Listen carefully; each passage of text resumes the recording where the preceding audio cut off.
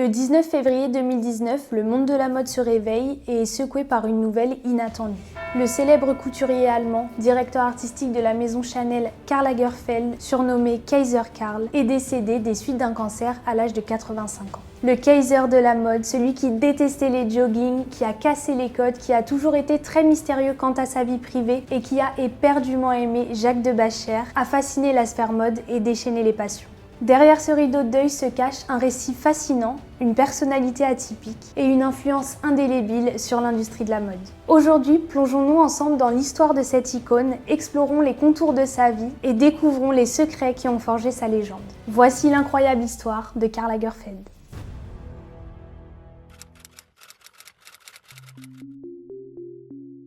Remontant dans le temps, le 10 septembre 1933, à Hambourg, en Allemagne, naît Karl Lagerfeld. Le petit Karl voit le jour dans une famille plutôt aisée. Son père, Otto Ludwig Lagerfeld, est un entrepreneur allemand qui a fait fortune dans la fabrication de lait concentré et sa mère, Elisabeth Ballmann, est vendeuse de lingerie à Berlin. Karl a une demi-sœur, Thea, et une sœur cachée de 2 ans son aînée, Martha Christiane. C'est dans le domaine de Bischenmoor, situé au nord d'Hambourg, dans un manoir que ses parents ont acquis quelques années plus tôt, que Karl passe la majeure partie de son enfance. Dans ce cocon familial préservé de la guerre et de ses atrocités, le petit Karl joue parfois avec ses sœurs, mais passe la plupart de son temps dans sa chambre à dessiner et à lire. À 6 ans, il parle déjà français, allemand et anglais. Il a déjà une forte personnalité et se sent différent de ses camarades, et ce n'est pas peu de le dire, puisque lorsqu'il se rend à ses cours dans son école privée, il est déjà habillé en costume-cravate et porte déjà ses cheveux longs alors qu'il n'a qu'une dizaine d'années. Il va expliquer qu'à la fin de 1945, il se retrouve avec 6 bicyclettes pour aller à l'école, c'est-à-dire une pour chaque jour, ce qui était indécent pour l'époque. Bien sûr, il ne les prêtait à personne, sauf à ceux qui voulaient bien la nettoyer pour lui, puisqu'il n'avait pas envie de le faire. Son enfance est notamment marquée à la fois par l'amour de sa mère, mais aussi par son autorité qui représente pour Karl un réel paradoxe. Lorsqu'il se met à jouer du piano, elle le ferme directement en lui disant « Arrête de jouer du piano, c'est trop bruyant, dessine, c'est plus silencieux ». Il est à la fois apeuré, mais admiratif de sa personnalité hors norme. Elle aimait aussi souvent lui dire « Tu me ressembles, mais en moins bien ». Mais vous savez, quand j'étais enfant, j'étais très bavard et ma mère me disait, écoute, parle plus vite pour les bêtises que tu dis, on ne peut pas prendre plus de temps. Et c'est comme ça que j'ai appris à parler très très vite parce qu'il fallait que je finisse mon histoire avant qu'elle gagne la porte. Est-ce vrai également que votre mère vous ait un jour donné un conseil ou prévenu, si tu dois faire ton lit, tonter toi-même ou coudre tes boutons de manchette, tu ne seras qu'un raté? Oui, elle l'a dit ça. À cette époque, Karl veut devenir portraitiste et caricaturiste et n'est pas du tout intéressé par la mode. En 1944, la guerre atteint leur domaine à Bischenmoor et la famille est contrainte de fuir.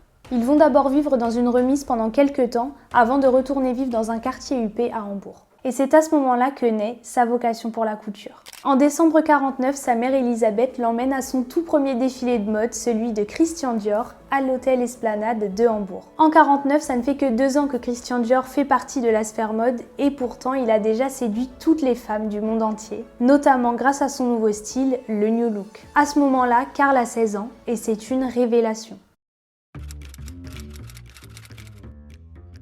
Il rêve de la capitale, pressant que son destin l'attend là-bas et annonce à sa mère qu'il veut faire de la mode à Paris. Elle entend sa demande et en 1952, alors qu'il n'a que 19 ans, il quitte l'Allemagne pour rejoindre la ville de ses rêves, la capitale de la mode, Paris. Comme je vous le disais, Karl Lagerfeld est polyglotte et Paris et la langue française ne lui font pas peur. Il parle l'anglais, l'allemand et le français. Il passe d'ailleurs des journées entières dans les cinémas parisiens pour travailler son accent. Il faut savoir que dans les années 50, tous les grands couturiers que l'on connaît aujourd'hui sont venus s'établir à Paris en ouvrant leur maison de couture. Et un jour de 1954, alors que Karl flâne dans les rues de Paris, il tombe sur une affiche annonçant un concours de mode, le Secrétariat international de la laine. Très excité par cette idée, il vint s'inscrire et rencontrer par la même occasion Yves Saint Laurent, qui s'est inscrit lui aussi. Le soir de la remise des prix, 2 jeunes hommes portant des costumes sombres montent sur scène pour recevoir leur prix. Karl a alors 23 ans et remporte le premier prix dans la catégorie manteau pour sa création, un manteau jonquille décolleté en V dans le dos.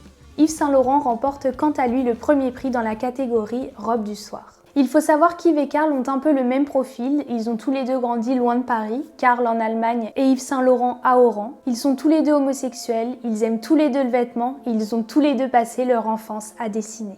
À cet événement, énormément de grands noms de l'époque sont présents et Karl se fait repérer par un certain Pierre Balmain qui fait partie du jury. À partir de 1962, Karl devient le bras droit de Pierre Balmain et va affiner sa technique à ses côtés. Pendant sa jeunesse, Karl va aussi beaucoup mentir et se vanter sur plusieurs faits de sa vie, comme par exemple le fait que son père ait été un baron suédois, ou encore s'inventer des racines aristocrates, et il se verra aussi toujours plus riche qu'il ne l'est réellement. Un mythe est même né autour de lui comme quoi il ne serait en fait pas né en 1933 mais plutôt en 1935 voire même en 1938. J'ai pas d'extrait de naissance, ça a été brûlé pendant la guerre à Altona où je suis né. Puis je m'en fous, de toute façon, si j'étais plus âgé je serais ravi parce que ça serait encore plus spectaculaire. Je tiens pas à ce qu'on me connaisse trop bien parce que je trouve que c'est amusant de jouer au chat et à la souris dans tous les domaines, c'est assez amusant.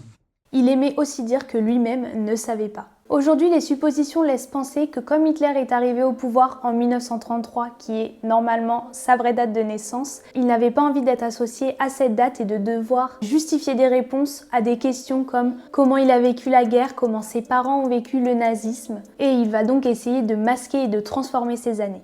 À cette même époque, il est financièrement soutenu par son père et dans son appartement parisien, il va passer de très bonnes soirées entouré de ses amis dont Yves Saint-Laurent et également Victoire d'Outrelot. Ils vont passer tout leur temps ensemble à sortir jusqu'à pas d'heure et découvrent à ce moment-là les nuits parisiennes. Je sais pas pourquoi on rentrait tous les trois en fait, parce qu'on ne faisait rien, juré promis. Moi je fumais, Yves ne fumait pas, Karl ne fumait pas. Je buvais du whisky, Yves le supportait mais devenait vite ivre et Karl ne buvait que du Coca-Cola. Les soirées s'achèvent au petit matin entre cigarettes et verres de whisky pour Yves et quelques verres de Coca-Cola pour Karl. Entre-temps, alors qu'il travaille pour Pierre Balmain, il occupe également le poste de directeur artistique auprès du couturier Jean Patou, que l'on connaît aujourd'hui comme Patou. Et pour ceux qui me suivent sur les réseaux, c'est vraiment ma maison de cœur. Par la suite, il quitte Balmain pour faire ses armes chez Chloé auprès de Gaby Aguillon, qui est la fondatrice de la maison Chloé. Il va notamment instaurer le prêt-à-porter et va dessiner les collections accessoires de Chloé pendant plus de 20 ans. Et grâce à lui, la petite maison est en train de devenir très influente. Et à partir de 1964, il va également travailler pour la maison italienne Fendi, qui est à la base spécialisée dans la maroquinerie et dans les fourrures. Auprès de cette marque, Karl va également instaurer le prêt-à-porter Fendi et il va aussi travailler sur l'image de marque en créant notamment le fameux logo du double F qui ne veut pas dire Fendi mais qui veut dire Fun Fur, en référence donc à la spécialisation de la maison dans les fourrures. Bon, au cas où vous ne l'aurez pas encore remarqué, Karl est clairement passionné par la mode et travaille jour et nuit. Karl, après dîner, il travaillait. Il travaille toute la nuit. Malgré tout, pendant leurs 10 premières années dans le milieu de la mode et de la couture, il y a l'amitié Yves et Karl que l'on connaît, mais il y a aussi une très forte rivalité. Ils sont tous les deux très ambitieux, mais ne commencent pas leur carrière au même niveau. La carrière d'Yves Saint-Laurent commence très tôt et très vite, puisqu'il n'est âgé que de 21 ans lorsqu'il reprend les rênes de la maison Dior au décès de son fondateur Christian Dior, et devient à ce moment-là le nouveau jeune génie dans l'histoire de la mode. Quant à Karl, il travaille très dur aussi et lance sa carrière, mais à ses débuts, il n'a pas le même statut qu'Yves. En 1971, Karl est séduit par les nuits parisiennes et va faire la rencontre d'un homme à Paris, dans un club renommé à cette époque, le 7. Jacques de Bachère, véritable dandy et membre de la jet-set française, qui a 20 ans de moins que lui, adore faire la fête et adore surtout tous les excès qui vont avec. Jacques, c'est quelqu'un qui, quand il arrivait dans une pièce, même si vous avez 200 personnes, on voit que lui. Il a ce côté solaire, enfin, il irradie, quoi. Ils sont à l'opposé l'un de l'autre. L'un se permet tout quand l'autre se contrôle sur tout. Karl Lagerfeld ne boit pas, ne se drogue pas et ne fume pas. L'un fuit à toutes jambes sa solitude lorsque l'autre lutte pour préserver sa solitude. Ils sont ensemble, mais vivent séparément. L'un et l'autre, c'est le plaisir et la maîtrise, la débauche et l'austérité, la destruction et la préservation. Mais Jacques plaît beaucoup à Karl qui est immédiatement attiré par sa personnalité imprévisible. Néanmoins, leur relation n'est que romantique et émotionnelle puisqu'ils n'ont aucun contact physique. En 1973, Jacques de Bachère va entretenir une liaison avec un autre homme, qui n'est d'autre qu'Yves Saint-Laurent, qui est déjà en couple avec l'homme d'affaires Pierre Berger. Alors qu'ils étaient amis, cette liaison va complètement détruire les liens qui unissaient les deux couturiers. Karl Lagerfeld est un personnage médiatique, une icône portée par un uniforme qu'il ne quittait jamais, et Yves Saint Laurent est plus discret, carbure désormais à l'alcool fort, aux drogues dures et se laisse peu à peu gagner par ses angoisses. Yves tombe éperdument amoureux de Jacques et cherche par tous les moyens d'attirer son attention. Jacques s'en amuse et cède à ses avances. Avec le temps, leur relation devient de plus en plus déséquilibrée et destructrice. Un soir, alors qu'il est fou de rage, Pierre Berger, le compagnon d'Yves Saint Laurent, se rend chez Karl Lagerfeld en le menaçant d'avoir mis Jacques sur le chemin de Yves pour gâcher sa vie. Yves travaille sans relâche sur ses collections, il essaie de lutter contre ses démons et tombe peu à peu en dépression. Karl, lui, rayonne et s'impose sur le devant de la scène à partir de 1983. En 1983, deux hommes font appel à Karl Lagerfeld, ce sont les frères Wertheimer, Alain et Gérard. Ces deux frères détiennent des parts de l'entreprise Chanel. En gros, pour vous la faire courte, dans les années 1920, ils ont collaboré avec elle dans le but de financer le célèbre numéro 5. Et donc depuis le décès de Coco Chanel, ce sont eux qui dirigent la maison. Au décès de sa fondatrice, il n'y a personne pour reprendre la direction artistique et la maison est à deux doigts de fermer.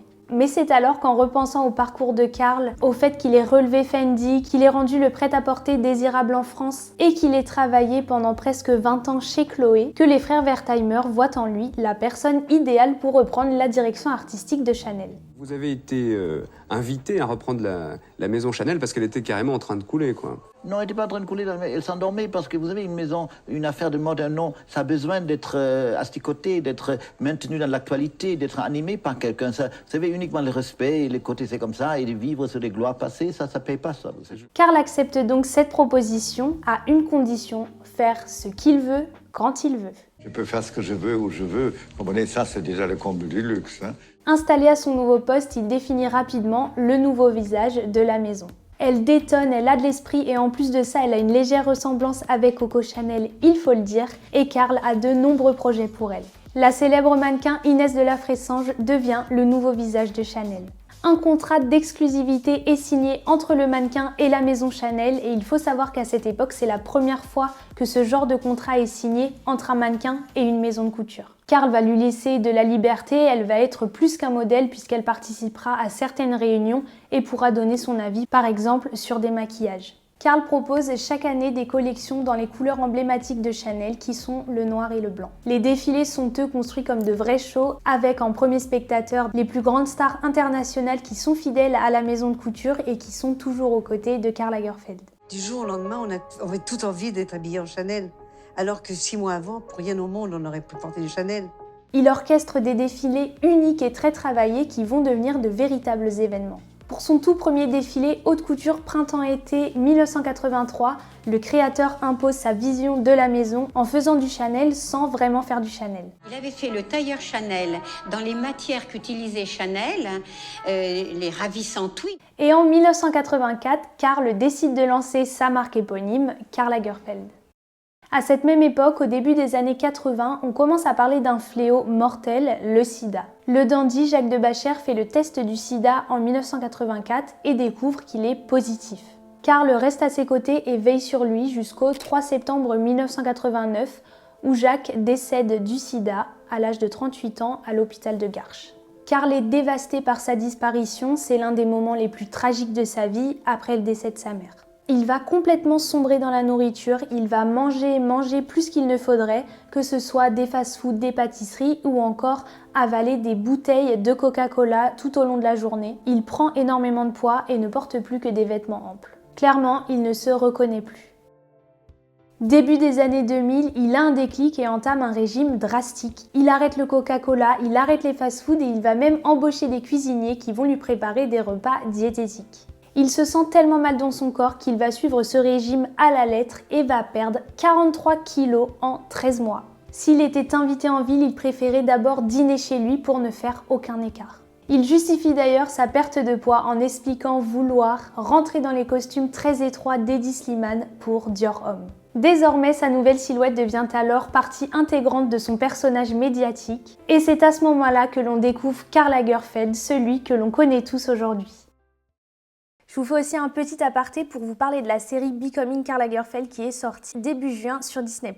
Au travers de 6 épisodes, on est complètement transporté dans les années 70 et donc dans l'ascension de Karl Lagerfeld dans l'univers de la mode parisienne. L'intrigue commence en 1972 alors que Karl est encore très peu connu du grand public et commence à entrer dans l'univers de la mode et devient designer à l'âge de 38 ans. Et en parallèle de ça, la série explore également sa relation passionnelle avec Jacques de Bachère, mais également la très grande rivalité qui a existé entre lui et Yves Saint Laurent. Personnellement, j'ai trouvé le casting assez exceptionnel, avec notamment la performance de Daniel Brühl, donc qui incarne le personnage principal Karl Lagerfeld. Et pour l'anecdote, il est d'ailleurs aussi allemand et polyglotte, donc comme Karl, il parle aussi le français, l'allemand et l'anglais. Donc c'est assez drôle de le retrouver dans son personnage. Et j'ai aussi beaucoup aimé le personnage de Théodore Pellerin, donc qui incarne Jacques de Bachère, c'était une très belle découverte. Franchement, je vous invite vraiment à aller regarder cette série si vous avez envie de passer un beau moment et d'approfondir sa vie. Avant de se replonger dans son histoire, n'hésitez pas à vous abonner, ça m'encourage beaucoup à continuer et en plus il y a plein de nouveaux contenus qui arrivent bientôt. Chemise blanche, paire de lunettes de soleil, haut col blanc, queue de cheval basse et mitaine noire, voilà le nouveau look signature de Karl Lagerfeld, l'après Jacques de Bachère, il est métamorphosé. En 2004, précurseur et avant-gardiste, il initie un nouveau concept marketing, le mastige, c'est-à-dire la rencontre entre le prestige des grandes maisons de luxe avec le marché de masse. Il crée la première capsule créateur pour H&M en édition limitée pour l'homme et la femme. En 2 jours seulement, dans les magasins du monde entier, la collection est liquidée. À cette période, Karl va faire la rencontre d'un jeune mannequin lors d'un shooting pour un magazine italien. Il vient à peine de se lancer dans la mode et pourtant le feeling passe très bien entre eux. Le jeune garçon va même très rapidement accepter de poser nu pour Karl. Il m'a demandé avec beaucoup de délicatesse si j'étais OK pour faire quelques nus, quelques photos nues. Et j'ai accepté avec beaucoup de confiance. Et oui, car Karl Lagerfeld avait une autre lubie au-delà de la mode qui est la photographie.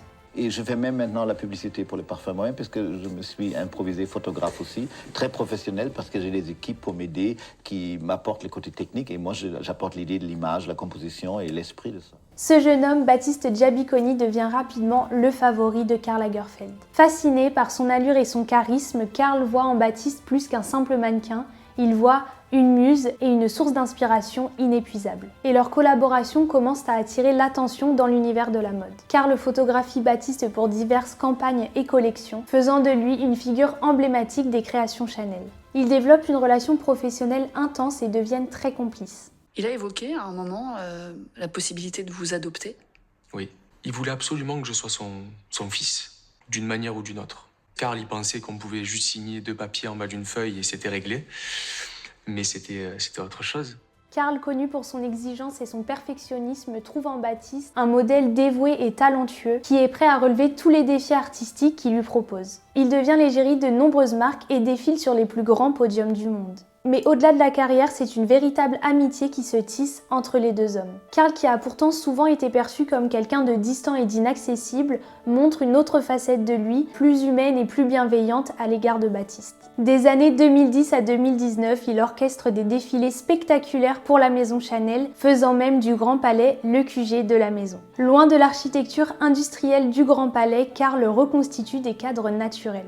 Il s'amuse avec les notions d'intérieur et d'extérieur et métamorphose les podiums, que ce soit en plage paradisiaque pour le défilé prêt-à-porter printemps-été 2019, en supermarché géant au rayon coloré pour le défilé de 2014, en forêt automnale pour la collection automne-hiver 2018-2019 ou encore en fond marin pour le défilé prêt-à-porter de 2012. Absolument rien n'était impossible pour lui.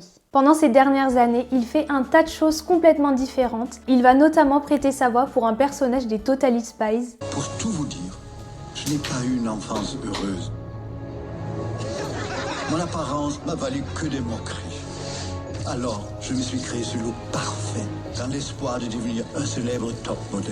Il a aussi créé une bûche de Noël pour le traiteur Le Nôtre. Il s'est associé avec Coca-Cola pour habiller des bouteilles à son effigie. Il a créé 55 modèles de paires de lunettes avec Optique 2000 et il s'est lancé dans l'architecture et le design en imaginant l'entièreté d'un palais.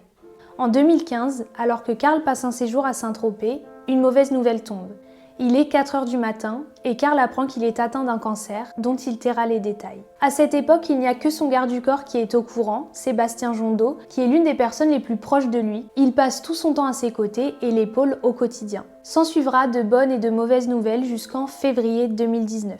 Karl se retrouve à l'hôpital de Neuilly pour continuer ses traitements, alors qu'au même moment est sur le point de débuter le défilé Fendi en Italie, dont il assure la direction artistique depuis les années 1960. Karl ne veut pas le rater et espère pouvoir assister au défilé Fendi. Il demande même à son garde du corps d'organiser un vol privé pour aller jusqu'à Rome. Karl n'assistera pas au défilé Fendi, il s'éteint sans un bruit le 19 février 2019. Il ne souhaitait pas de funérailles spectaculaires ni de grandes cérémonies. Les proches de Karl se sont réunis à Nanterre aux alentours de 15 h pour lui rendre un dernier hommage.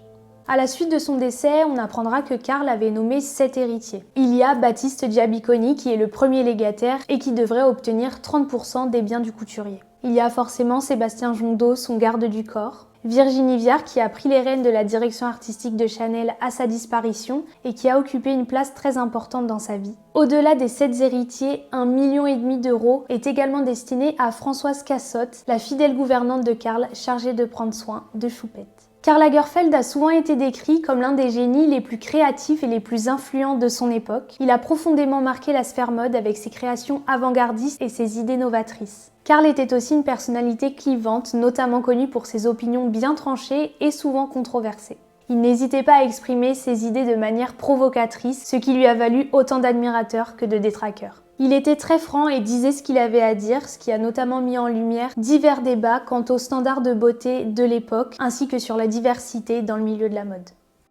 C'est la fin de cette vidéo, merci beaucoup de m'avoir écouté, j'espère que cette histoire vous a plu et que vous aurez appris beaucoup de choses sur ce génie créatif. D'ailleurs, faites-moi savoir dans les commentaires quelle histoire vous aimeriez écouter la prochaine fois. Prenez soin de vous, je vous dis à bientôt, bye.